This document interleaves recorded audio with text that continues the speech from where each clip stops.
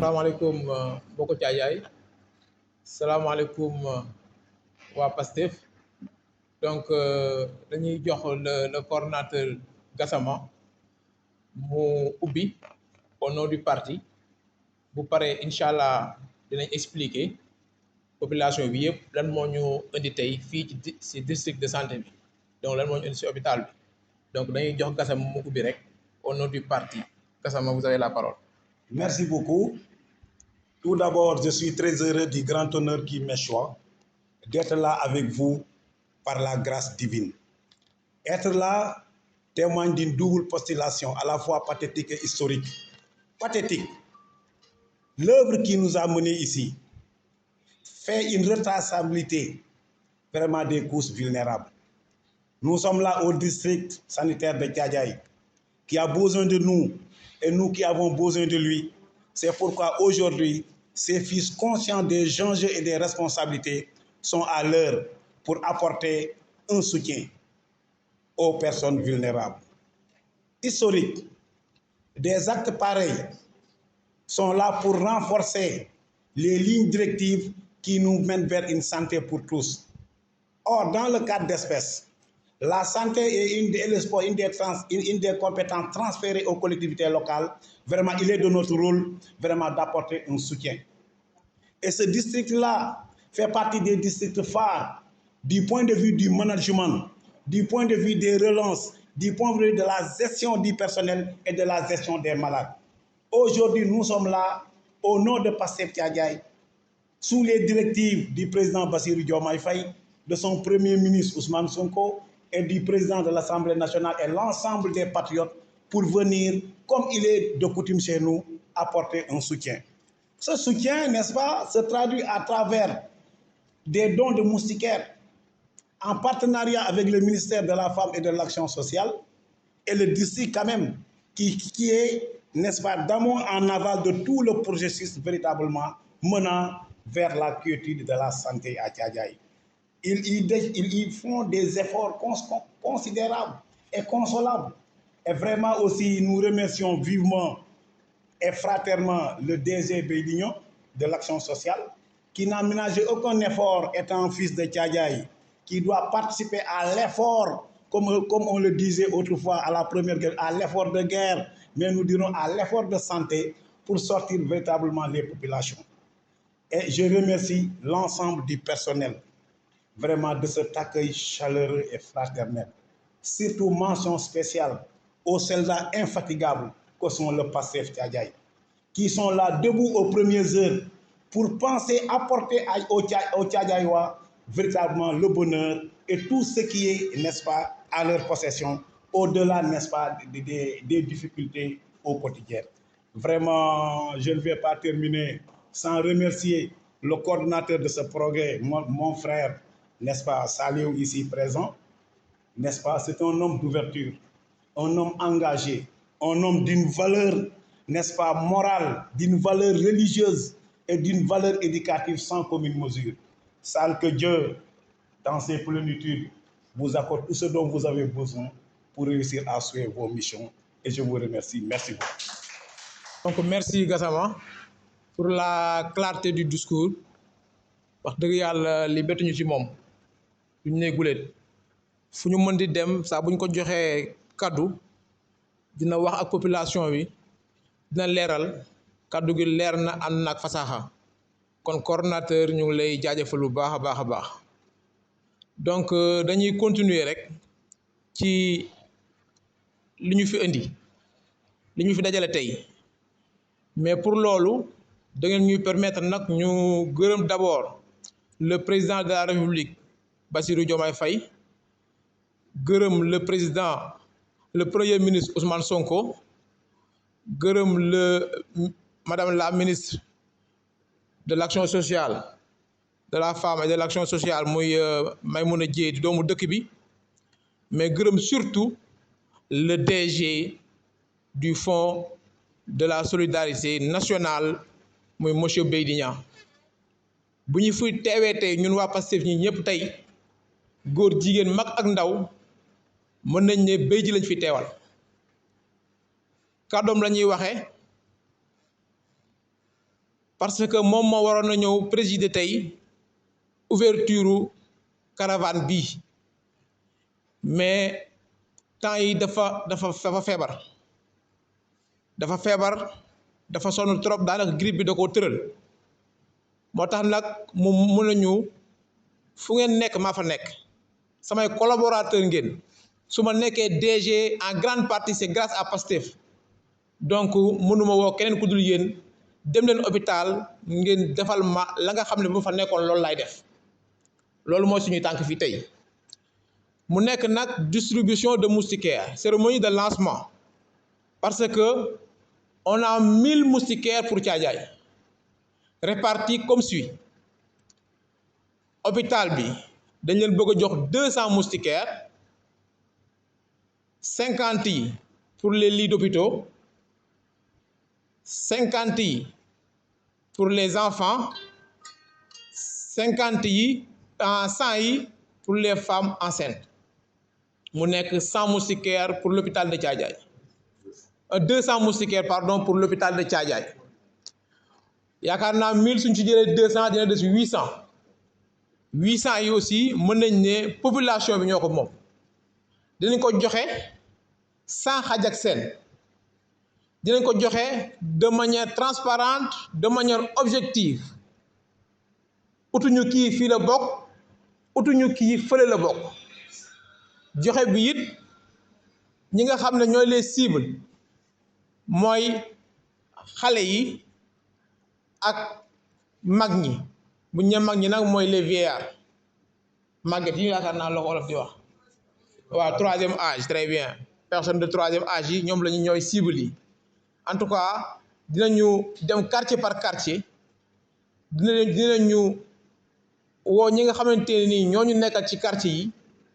en collaboration même si possible ñu dem avec les chefs de quartier laaj leen ñu liggéey ci liggéey bu mucc ayib joxe ko encore une fois en toute transparence en toute objectivité mënuñu nag ñëw fi te gërëmuñu jaajëfaluñu Linguère yii jaajëfaluñu la JPS mais jaajëfaluñu surtout les responsables de Pastef yi nga xam ne ñoo ànd ak ñun fii tey jërë ngeen jëf ñun ñëpp xam nañ ne dimanche pour noppalu la mais nag dëkk ci dëkk bi defar dëkk bi da koy gën dëkk ci dëkk bi it tekk ci dëkk bi da koy gën te lii ñun suñ lu tax ñu gën ci sawar bu ñu ñëwee hôpital fii gis médecin li nga xamante ne nii mu ngi koy lijjanti ci partenariat li nga xamante ne nii mu ngi koy def ci Thiadiaye ñun buñ ñu woowee ci lii ñun dañ ciy sawar à 200% moo tax gaa yëpp mobilisé wu ne ak lu mu mën di jar dañ bàyyi suñu liggéey lépp dañ bàyyi lépp loo xam dañ ko doon def ngir ñëw ànd ak suñu DG pour la cérémonie de lancement loolu moo nekkoon kàddu yi ci gàttal ñu jaajëfalaat ñëpp di jaajëfal surtout nag major mi nga xam ne moo ñu dalal tey di jaajëfal suñu frère Thier aussi wax dëgg yàlla foo ko woo mu ñëw ku sonn ci hôpital bi la yéenalul fanaanalul tous les jours mu ngi fi pour l'intérêt général pour l'intérêt des Thiadiaye waa kon Thier jërëjëf merci aussi à Moïse ñu ngi ñaan lii nii yàlla def ko ay télé yu bare ñu dem ba nga am ci lépp loo xamante nii lu ko wese njort yow aussi wax dëgg yàlla yaa ngi ñuy permettre nit ñi di gis liggéey bi nga xam ne ñu koy def ci Thiadiaye kon Moïse jërëjëf. salaamaaleykum mbokki Thiadiaye salaamaaleykum waa Pastef ñu ngi leen di nuyu tout le personnel hospitalier bi ñu fekk fii ci district sanitaire bu Thiadiaye di kontaan lool ci accueil bi ñu réservel seen disponibilité wax dëgg yàlla sans faille te liggéey bi mën naa jafe mais yàlla def ñoom ak seen oyof ñu yombal ñu liggéey bi tey accueillir ñu fii nga xam ne salle de réunion bi nga xam ne bi ñu ñëwee man j'étais ébahi parce que gëj naa ci hôpital bi mais lii ma gis dal na xel c'est-à-dire que ñoom ñu ngi def liggéey bu mucc ayib c'est-à-dire que rénovation hôpital bi taxaw nañ ci te lii ku ko gis xam ne vraiment liggéey bu am solo la donc ñu ngi leen di souhaiter vraiment une très bonne continuation pour ça leen ñaanal yàlla wér ak tawféex. Gis aussi ni ñu taxawoo malade yi ci période bi nga xam ne période bu difficile la bu metti la daanaka tey da ngay foog ne ñëpp population bi yëpp a feebar mu nekk contexte boo xam ne nii contexte effectivement hivernage la ak siburu bi nga gis ne tey soo demee ci saal yi saal yëpp a fees ñu ngi leen di massawu ci liggéey bi parce que loolu aussi liggéey bu metti la ñu ngi leen di gën a encouragé te loolu sax moo sabab lii moustiquaires yi ñu wax ak population bi xam ne lii bu ko ministère bi tegee ci suñ loxo suñ DG Baydy Niang teg ko ci suñ loxo moom it ñu koy souhaiter prompt rétablissement au passage parce que tawat moo tax teew fii mais moom amoon na yéene teew fii ci journée de lancement bi donc ñu ngi koy ñaanal yàlla defal ko wér defal ko tawféex waaye li ñuy wax population bi rek message bi ñuy joxe mooy ne ginnaaw cérémonie bi li nga xam ne tey nañ ko bàyyi ci hôpital bi mu nekk loo xam ne nii xeeb nañ ko lool waaye dafa fekk ne loo bi nga jot doyul sax tey soo ko doon séddale caajaay xaajul doy moo tax tey loowu 200 bi ñu ne nañ ko bàyyi ci hôpital bi li ci des ñu yóbbu ci population bi mais message bi ñuy lancé population bi mooy ne caajaay ni mu toll 1000 moustiquaires buñ ko doon séddale kenn du am benn morceau léegi foofu aussi ñu comprendre ne benn geste la bu symbolique boo xam ne ni tey dañ koy def ngir dimbali suñu bopp ngir defal ko suñu bopp parce que li ñuy def suñu bopp lañ koy defal tey sama doom sama soxna kii doomu kii waa caajaay la donc moom moo koy soxla léegi ci distribution bi kii mën naa am kii mën naa ñàkk mais dafa am ay cibles yi nag du dara lu les couches les plus vulnérables premièrement xale yi ak troisième âge bi comme ni ko suñ collègue Ndiog bi tey waxee loolu nag dañuy ànd ak xel ànd ak dal ci distribution bi ni muy demee pour ëllëg yenn yi bañ a am ku nekk mënut a am donc ñi war a am dinañ am ñi ci des day jàpp ne ñi am seeni mbokk lañ kon su diw amee rek man am naa sama nijaay suñ ko joxee mooy jox nañ ma sama maam bu amee am naa sama jarbaat bu amee am naa donc message boobu lañ doon lancé waa Caajaay ñu xam ne yéene bi ëpp na lii suñ sañoon waa Caajaay yëpp tête par tête ku nekk mooy am moustiquaire waaye matew ko kon sa mbokk bu am rek jàppal ne yow yaa am donc loolu la lancé di leen gërëm di leen sant di leen jaajëfal di ñaan yàlla lu mel nii nekk loo xam ne nii lu ñuy pérenniser la chaque année di ñaan ñëpp jàmm ak wér asalaamaaleykum wa rahmatullah wa barakaatu. asalaamaaleykum waa Caajaay asalaamaaleykum samay mbokk patriote asalaamaaleykum waa district sanitaire bu Caajaay waa dañ fee teewoon tey jii pour remise wu moustiquaires yi ñu fi indi woon 1200 moustiquaires yi nga xam ne le DG Baydy Niang moo ñu ko yónnee sous la direction du ministère de la famille de l'action sociale et de la solidarité pour ñu distribuer ko la population ñu bëggoon insister nag si moustiquaires yi joxuñu ko population yi pour ñu takk ko seen garab yi joxuñu leen ko pour ñu wërale ko seen tool yi dañ leen ko jox pour ñu takk ko seen néeg yi ndax boo seetee fièvre yi bëri nañ loolu ñu ngi dégg façon fièvre bu nekk mais fièvre de la vallée bii moustique yi ñoo koy jox nit ñi ñu leen di ñaax di leen di ñaan bu leen ko joxee nañ ko takk def ko nañ ko war a defee ma dellu tamit di remercier major ndax c'était pas évident pour mu toog xaar ñu tey jii dafa waroon dem église mais dès l'instant mu yëg ni dañoo war a indi lii lim ma wax mooy liggéey si jaamu yàlla la bokk bañ a dem église tey jii du wàññi dara sama toogaay mais tam dellu tam di remercier ñi nga xam ne boobu ba tey ñoo nekk di coordonner pour 1000 moustiquaires yi yegg si Caajaay waaw c'était pas évident Baydy lu nekk def na ko Saint-Louis moom moo nekkoon priorité ndax fa la fièvre bi ëppee mais il a tout fait pour moustiquaires yi yegg si Caajaay ñu leen di remercier yéen ñëpp di kontaan seen teewaay merci beaucoup coordonnateur. asalaamaaleykum waa Caajaay maa ngi leen di nuyu ku si nekk si turam ak santam man la Thierno Ndiaye le secrétaire exécutif du comité de développement sanitaire du centre de santé de Caajaay maanaam si gàttal man maa teewal population bi ak sama équipe au niveau du centre de santé de Caajaay ñu ngi leen di dalal di saluer initiative bi parce que c'est venu à son heure parce que ku xam moustiquaire xam prévention bi moustiquaire di def parce que soxla woon nañ ko fi au niveau du centre de santé parce que dafa rupture woon lu yàgg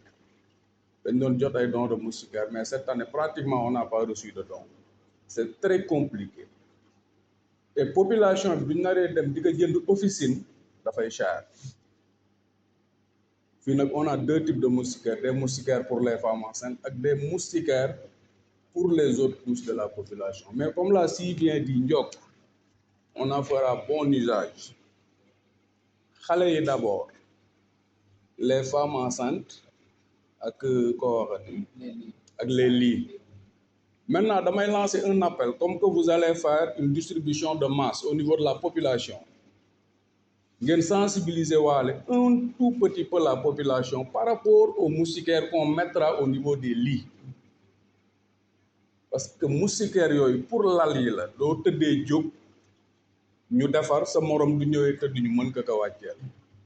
que ñu bañ a tëdd lonki moustiquaire bi yóbbaale seen kër parce que on a vécu ces expériences à maintes reprises kon ça fait l'occasion au moment de la distribution ngeen sensibiliser waale la population vraiment nous vous remercions Pastef communal de Thiadiaye geste bi ngeen def tey c'est un geste purement citoyen lii la ñuy xaar ci doomu dëkk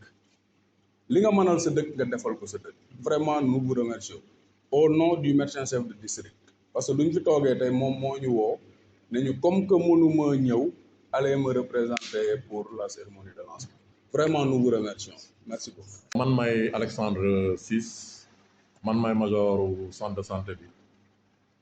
maa ngi fii presque depuis 2012 comme major mais je suis dans le district depuis 2005. déglu nañu intervenant yëpp vraiment ñu ngi am mbégte bu rëy di leen dalal yéen waa Pastef communal bu Thiadiaye ni ko Thierre waxee sànq li ngeen def ni vraiment ça vient à son heure on est présentement au moment où nous parlons comme ça on est en rupture de moustiquaire population yi dañuy ñëw fii di laajte amul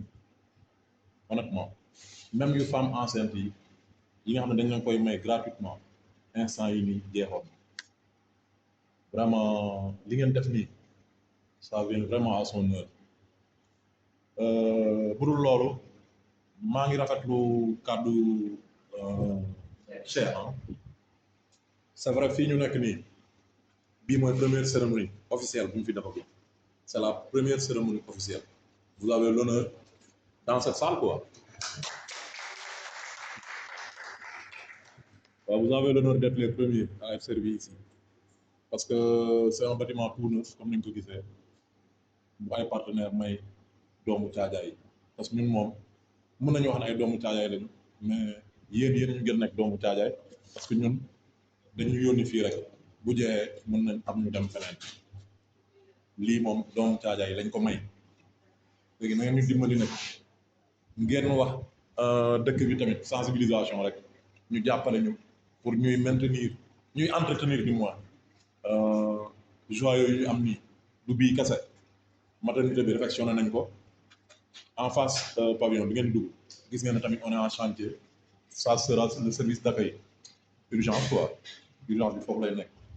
ultérieurement yàggatul yooyu yëpp ñu ngi koy def instant yi nii avec l'aide de notre médecin chef de district vraiment qui est un entrepreneur fait sant yàlla en un laps de temps il est en train de faire beaucoup de choses ñi fi nekk Thiadiaye constate vraiment les changements qu'il y a au niveau du centre de santé nañ ko ñaanal moom tamit vraiment yàlla gën ko jàppale ci mission bi mu nekk fii Thiadiaye mu gën ci am ay réussite je vais clôturer au nom du médecin chef de district en vous remerciant comme ni mu ko waxee sànq vraiment amuñu seen fay lii moom on en fera bon usage ça moom ne vous en faites pas merci beaucoup